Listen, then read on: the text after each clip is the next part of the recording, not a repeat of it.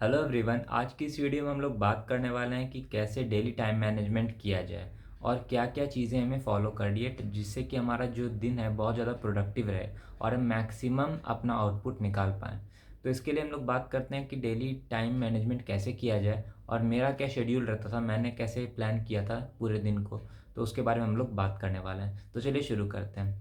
तो सबसे पहले हम लोग दिन को जो है कुछ स्लॉट्स में बांट लेते हैं जिसमें हम लोग पढ़ाई करने वाले हैं। जिसमें कि मेरा जो स्लॉट रहता था वो कुछ इस तरह से रहता था कि सुबह 6 बजे से लेकर के सुबह 10 बजे तक पहला स्लॉट था। उसके बाद 1 घंटे का गैप होता था 10 से 11, और उसके बाद 11 बजे से 2 बजे तक ये दूसरा स्लॉट होता था। फिर 2 से 3 का गैप होता था।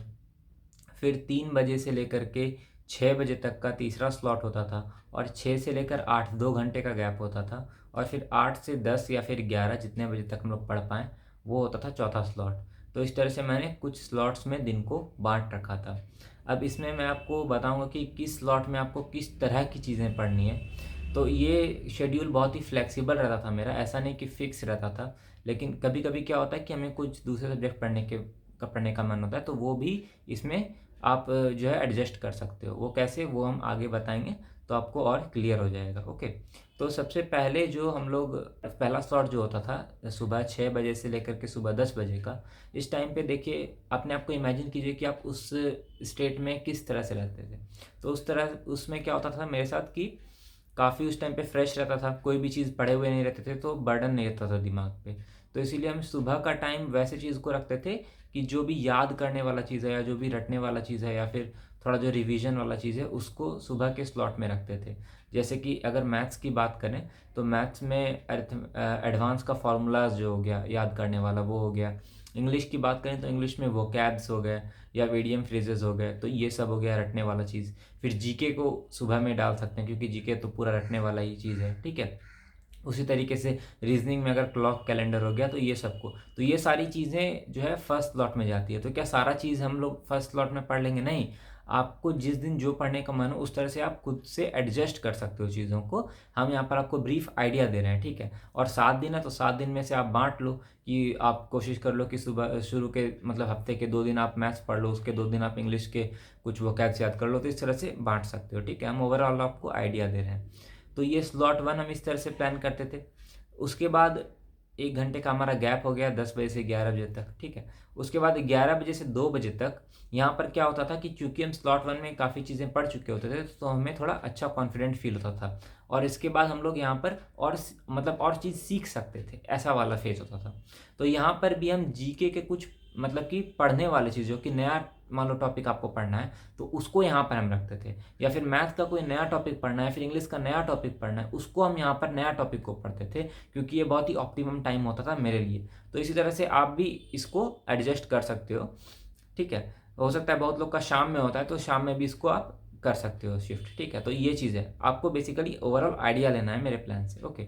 तो ये होता था। उसके बाद 2 बजे से 3 बजे तक हम लोग जैसे कि खाना खाते थे। उसके बाद फिर 3 से जो 6 होता था ये मेरा लीस्ट प्रोडक्टिव टाइम होता था, यानी कि इस टाइम पे हमको बहुत ज़्यादा नींद आता था, बहुत ज़्यादा थकान होता था, ऐसे पढ़ने का मन नहीं होता था, ठीक है। तो इस टाइम पे हम वैसे सब्जेक्ट को रखते थे जो कि हमको बहुत ज़्यादा पसंद हो या फिर थोड़ा कैलकुलेशन हो या फिर क्वेश्चंस वगैरह बनाने का हो, ठीक है।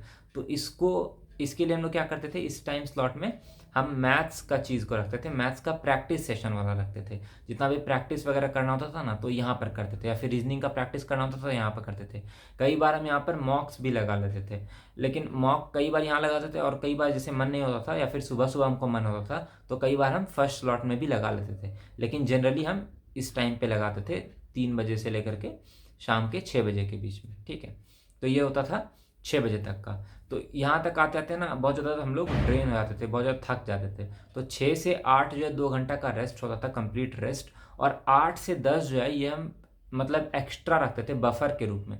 बफर के रूप में का कहने का क्या मतलब था कि जो भी चीज़ें दिन भर में बच गई या फिर थोड़ा रिवीजन करने का बच गया या फिर लगा कि कुछ इंपॉर्टेंट पढ़ना है तो उसको हम लोग यहाँ पर पढ़ते थे। क्या होता है कि कई बार जैसे हम लोग मॉक टेस्ट लगाए या फिर कुछ भी पढ़े तो उसमें कुछ चीज़ लगता है कि कह रहे ये टॉपिक तो वीक रह गया है मेरा, तो इसको पढ़ना है, तो उसके लिए टाइम कहाँ मिलेगा, तो उसके लिए यहाँ पर टाइम मिलता था दिन के एंड में, ठीक है। और कई बार ऐसा भी होता था कि बहुत ज़्यादा हम लोग जैसे कि दिन भर आप बहुत अच्छा पढ़ लिए तो कई बार होता था कि रात वाला शिफ्ट जो है रात वाला स्लॉट में नहीं भी पढ़ पाते थे। तो ये चीज़ होता था कि बहुत ज़्यादा फिक्स नहीं होता था चीज़ें, ठीक है। तो इस तरह से पहले तो एक पेपर पे सारा चीज़ को लिख दिए थे हम, और फिर उसके बाद उसको डे वाइज जो है अरेंज कर लिए थे। इसको आप अपने अकॉर्डिंग अरेंज कर लेना, ठीक है। इसके बाद बात करते हैं कि हफ्ते में जो 7 दिन है, तो 7 दिन में से जो 2 दिन है उसको आपको एज अ मतलब रिवीजन के रूप में या फिर मॉक टेस्ट के रूप में रखना चाहिए, सैटरडे और संडे को, ठीक है। जब आप मतलब आधा से आधा सिलेबस कंप्लीट कर लो तब। अगर आपका सिलेबस कंप्लीट नहीं हुआ है, आपने शुरू किया है, तो फिर तो आपको 7 दिन अभी पूरा सिलेबस ही करना है, ठीक है। और बीच बीच में रिवीजन भी करते रहना है। और रिवीजन कैसे करना है, किस तरह से करना है, जो कि आपको बेस्ट मेथड रहे, जिससे कि आपको हमेशा याद रहे, तो उस पर भी वीडियो जल्दी आने वाली है। और आप नीचे कमेंट भी करके बताना कि आपको वो वीडियो देखनी है या नहीं देखनी। तो इससे क्या होता है कि हमें पता चलता है कि कितने लोगों को उसमें इंटरेस्ट है। तो जितना ज़्यादा लोग कमेंट करेंगे उतना जल्दी वो वीडियो आएगी। और ये वीडियो आपको कैसी लग रही है ये भी आप मुझे कमेंट करके बताना। इससे क्या होता है कि फीडबैक से पता चलता है कि किस तरह से मतलब ये वीडियो लोगों तक पहुँच रही है, उसको इससे मदद मिल रही है या फिर नहीं मिल रही है। तो आई होप आपको आइडिया लग गया हो कि मैंने किस तरह से प्रिपरेशन की थी। और अब अगर आपको डिटेल स्ट्रैटेजी जाननी है तो आप यहाँ पर क्लिक करके चेक कर सकते हो। और अगर आपको ये वीडियो पसंद आई तो आपको ये वीडियो भी ज़रूर पसंद आएगी। मैं मिलता हूँ आपसे इन्हीं वीडियो में। Thanks for watching, bye. Subscribe कर लेना।